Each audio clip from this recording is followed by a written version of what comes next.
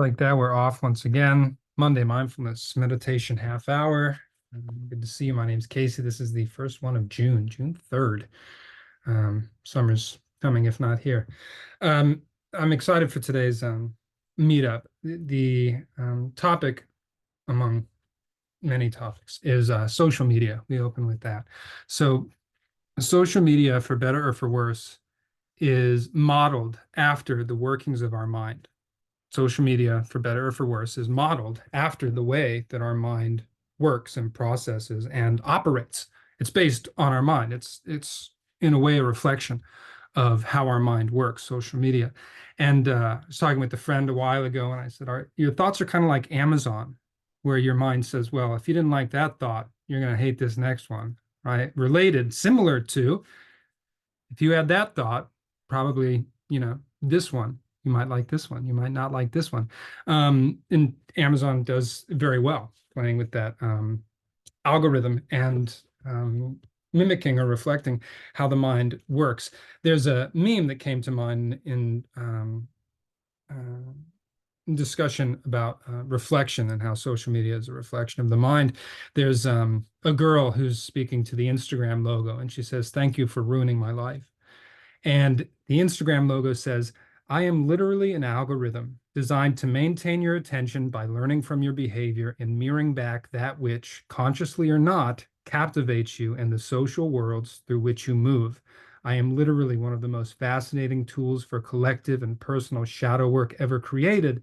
That is, only if you can learn to recognize that you aren't disturbed by social media, you're disturbed by your own reflection." You can listen to the replay and play that back. It's very, very cool. So if social media reflects the operating system of our mind, which it most certainly does, then we can use that as a tool to notice what we're thinking about and what kind of direction we're consciously or unconsciously putting ourselves in. What direction?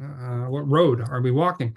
And I bring this up because whenever I scroll on Instagram, I notice the ads that are coming up because ads are based on search history. And it always makes me laugh when someone says, "I'm getting really weird ads, blah, blah, blah. I don't know where." And I'm thinking, well, ads don't just come out of nowhere. They're based on your search history. So you might not want to go around saying that you're getting ads for that.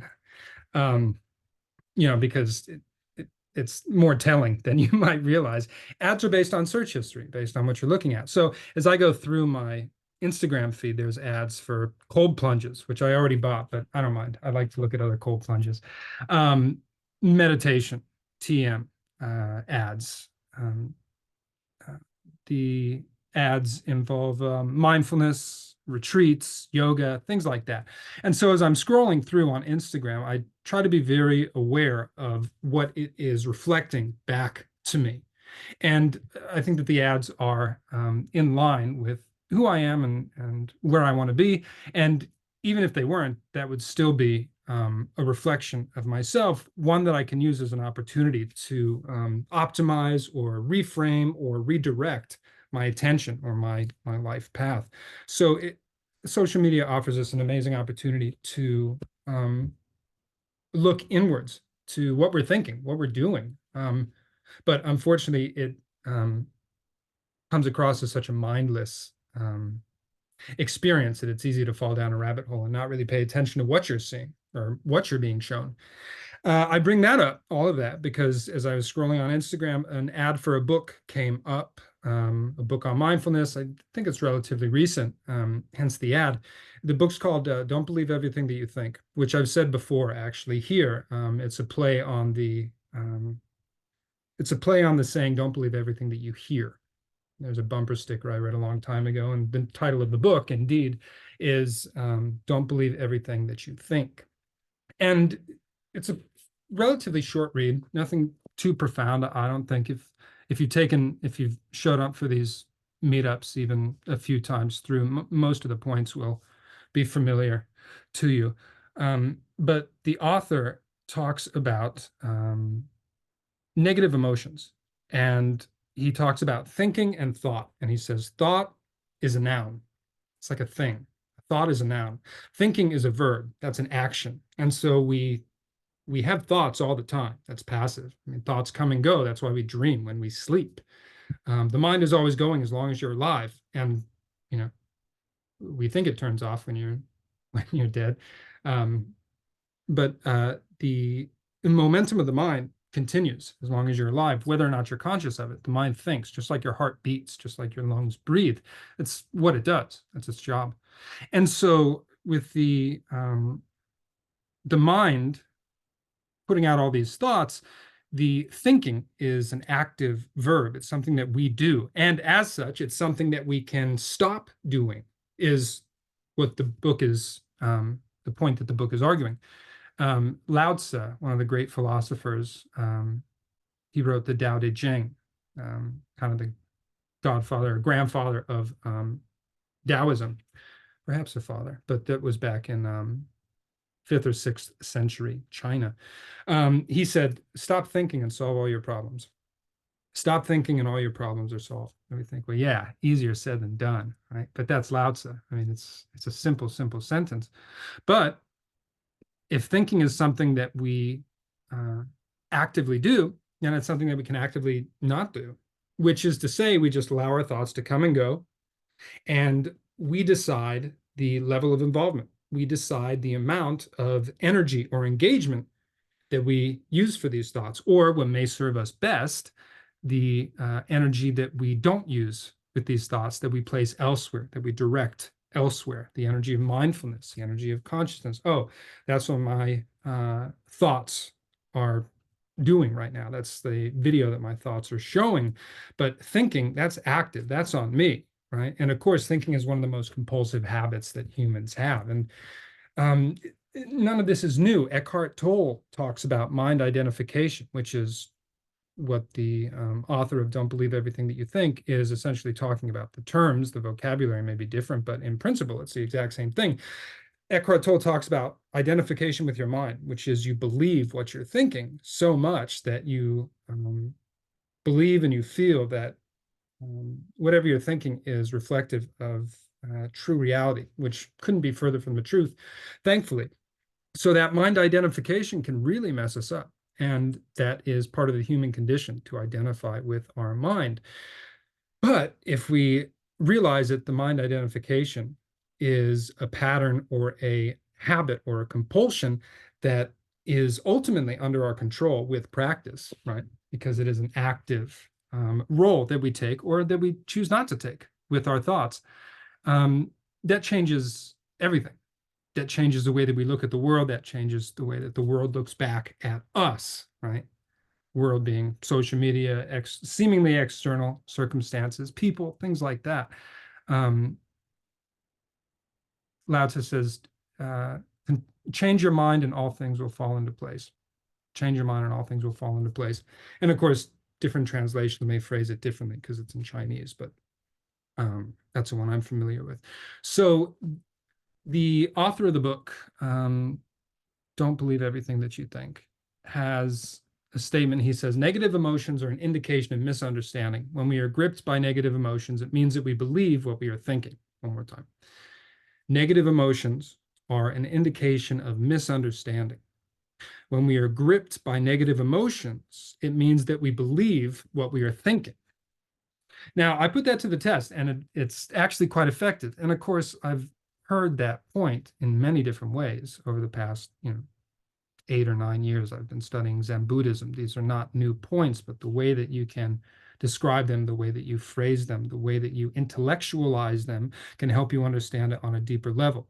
So whenever I start feeling anxious or whenever I start feeling anything, really, I think, oh, okay, like a negative emotion, not negative as in bad, but negative as in like a negative charge, positive charge, neutral charge. Whenever I start feeling a negative emotion, I think, oh, I'm believing what I'm thinking right now. That's what I'm thinking. Those are my thoughts. I'm actively participating in the connection to that charged thought. And in doing that, I'm starting to believe what I'm thinking. And when you notice that that's where you're at, you're conscious, you're mindful, you're present, you are in the now, as Eckhart Tolle would say. And then you're able to step out of that thought stream because thinking is on you. And it's not something that we need to stop in the sense that we're closing a door. We're just noticing the thoughts as they come and go. We're deciding and ultimately um, uh, deciding on what thoughts we want to give our energy to. And when that happens, all of a sudden, the things that were once limited by our negative emotions have blasted open. And we have all this space, the space of mindfulness. It takes practice, but it's very attainable. It's attainable for anyone. Anyone who's ever had thoughts, anyone who's ever been involved in the act of thinking, the potential is there to reshape, uh, to refigure the way that you and your thoughts interact, and therefore your emotions as well. Because emotions and thoughts, emotions are just thoughts that you feel, just stronger thoughts in physiological form. So the possibilities are endless when we start to step away and think, oh, I'm believing what I'm thinking right now. I could stop doing that. Because you can. Again, it takes practice, but you can. There is an interview with Orson Welles, who is one of the greatest, he's dead now. He's regarded as one of the greatest writer, director, actors of the 20th century. He directed a film called Citizen Kane, which is on, it's number one, if not top five of greatest movies of all time, which I disagree with, but I digress. They were talking and interviewing Orson Welles and asking him how he was able to get these, how he was able to do the camera work that he accomplished in his movies, in his films, because nobody had ever seen that before. And everybody thought it was impossible until he did it. And they said, how were you able to do all of these things that no one else ever thought of or that people considered to be impossible? And he said, sheer ignorance. That it was sheer ignorance. I didn't know that it was impossible, so we did it. I didn't know that there were limitations there, so there was nothing holding us back. I thought, wow, yeah, that's really cool. The potential, the limitless potential. If we stop believing what we think, if we stop limiting ourselves through the mechanism or the process of our mind, if we start to notice what our mind is reflecting back to us, and we give ourselves that option to step out of the thought stream through practice, um, then there's really nothing that we can't do, because then all of a sudden everything is possible. The things that we thought were impossible are no longer an issue. Um, sheer ignorance. I love it. So I didn't know it was impossible, so we just did it. What's possible if you could step outside your mind? Lou Reed says, what do you think I'd see if I could walk away from me? I love that line. And we get an opportunity to do that when we meditate. We sit down, we relax, and we start to observe. We look deeply. And with that practice, we can step out of the thought stream. The practice of TM, transcendental meditation, has been shown to, in essence, reset the body with the sympathetic nervous system. The sympathetic nervous system is one side of the coin that is the autonomic nervous system, which the autonomic nervous system is the balance, the interplay between inhalation and exhalation. And as you breathe in, the sympathetic nervous system gets activated. So adrenaline releases into the body. The heart rate speeds up. There's a kind of tension and expansion with the lungs. It happens every time we breathe in. The sympathetic nervous system gets activated. Sympathetic means emotional, in essence. Pathos, rhetoric 101, there's three terms, ethos, pathos, and logos. Probably the most common terms in rhetoric. Logos means logic. Ethos means credibility. And pathos means emotion. So we have something like sympathetic, or we have a empathetic. And the word pathetic, early on, it had a much different connotation than it does now. But pathos is the derivative or the root, the Greek word of motion, or pathological. Right? So when we inhale, the sympathetic nervous system gets activated, and our body acts in alignment with that. And so that would be the yang That would be the high energy, the tension, the stress, essentially. Adrenaline gets released into the body. Happens every time we breathe in. The exhale, the exhalation, that activates the parasympathetic nervous system. Sympathetic nervous system is a fight or flight response. Parasympathetic, and para means, depending on what the context is, para means besides or close to or opposite of, depending on the context again. But every time we breathe out, well, the heart rate slows down, the body relaxes, the mind starts to calm down, the processes in the body respond to that exhale. And of course, we need both the parasympathetic nervous system and the sympathetic nervous system. Just like we need the exhale, we need the inhale. But just like the algorithms of social media, we tend to get more of the same. If we're not mindful, it can work against us. We tend to get more of the same. And so if we spend most of our time with our sympathetic nervous system activated, that is going to take a toll on us. And if there is a practice where we can sit down and reset that sympathetic nervous system and allow the parasympathetic nervous system to take precedence. And again, it's not necessarily a contest, but if we do one more than the other, that can be detrimental. And humans have a tendency, biologically and evolutionarily determined, we have a propensity to spend most of our time with our sympathetic nervous system activated. And sometimes that can be helpful. Most of the time, however, it's not. Most of the time, in America at least, we're not in grave danger of death, right? And we're very fortunate for that. And we could take advantage of that. And so sit down, we look inward, we see the reflection of what our mind is doing. We decide our own level of involvement. And while we're doing that, we get to let go and we take some deep breaths and we feel the physiological response of bringing down the sympathetic nervous system and allowing the parasympathetic nervous system to not necessarily take over, but to have a more balanced approach in our life. And if we do that multiple times a day, that reset becomes more and more available to us, becomes more and more accessible to us. And when we sit down to meditate, and obviously TM is the most scientifically studied and researched style of meditation out there, but it has many commonalities with virtually all other styles of sitting meditation, or the Vipassana, right? The sitting still, meditation and stillness. And so the benefits can be very similar. And when we sit down, we can think of ourselves as resetting. And I've called it that before, kind of a reset. We press pause, we reset, we get to start over, we get to come back to our breath, get grounded again. I mean, that is a power of this practice. Because if we are in the red all day, consciously or otherwise, it's accumulating in stress, and that stress is a killer in every sense of the word. And so sitting down and allowing ourselves to dissolve that stress through mindful awareness of the breath, of a mantra, of what our mind is doing, the inner workings of our experience, moment by moment, breath by breath.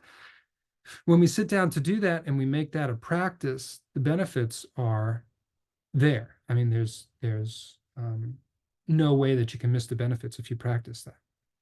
And while it can be hard to quantify progress in a meditation practice, we can certainly begin to understand and feel that shift in physiological responses to what we're doing: meditating, breathing, relaxing, staying in the present moment, returning to the present moment if our mind takes us away, which is fine. It's all part of the process. Just like the inhale and the exhale. If we try to hold on to one and not the other, it's not going to go very well, right? The more we relax and allow the breath to come and go on its own, but we're there for it, the easier it is to breathe, the easier the experience becomes. So all of these are thoughts to intellectualize or conceptualize different aspects of our mind, of the meditation process, of the process of just observing. As Thich Nhat Hanh says, there are two aspects of meditation: stopping and looking deeply. And really, you need both, clearly. And um, those are the two fundamentals of practice of meditation. Sit still, we relax, we start to breathe, we allow the sympathetic nervous system to relax, to take a break, right? If we're in the red all day, you have to give yourself permission to relax and do nothing. Right? Nobody can make you do it. And if you have a practice, nobody can take it away from you. Right? But it's solely your responsibility. No one else can reset your parasympathetic nervous system. They might trip your sympathetic nervous system, but again, that's just a reflection of the outer world. And that is more of a reflection of yourself than it is external circumstances. Because ultimately meditation teaches us that it's all one and the same. And so whether it's social media, whether it's a difficult interaction with the person, whether it's work, play, etc., it helps to have that self-awareness. And a little bit of self-awareness goes a long way. Self-awareness is what we do when we meditate. We increase that awareness of self.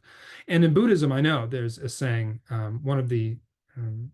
there's three kind of tenets of Buddhism. One is no self. And so we think, well, how can we be aware of ourselves if there's supposed to be no self? Right? And it may seem contradictory, but once we're aware of something, we can let it go. Right? You can't let go of something that you don't know that you're hanging on to. And the more we understand this idea of self, the more we don't have to take it personally, or the less personally we can take it, the more we can create a safe space, a distance from it, and allow ourselves to just be in the experience with little to no active thinking.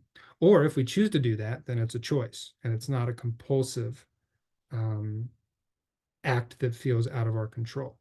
So meditation gives us autonomy, gives us mindfulness, it gives us self-awareness. And with that, we can do what we wish. And that is incredibly exciting, incredibly liberating. And we get that opportunity every time we sit down to meditate. So only a few more minutes here, but let's sit down and meditate. Find a comfortable seated position, about 5 minutes, but you can do it before and after the meetup for as long as you like. Take a few deep breaths. Feel your sympathetic nervous system start to relax, and feel your parasympathetic nervous system start to uh, come to the forefront of the experience a little bit more.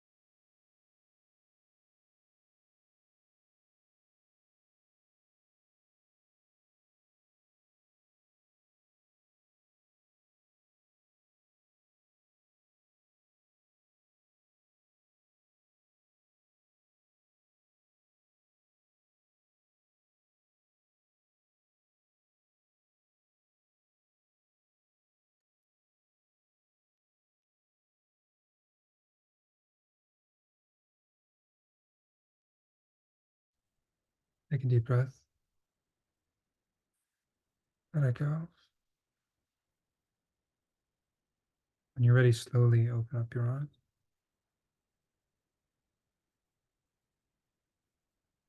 It's 5 minutes, but you can go deep in 5 minutes. Maybe not.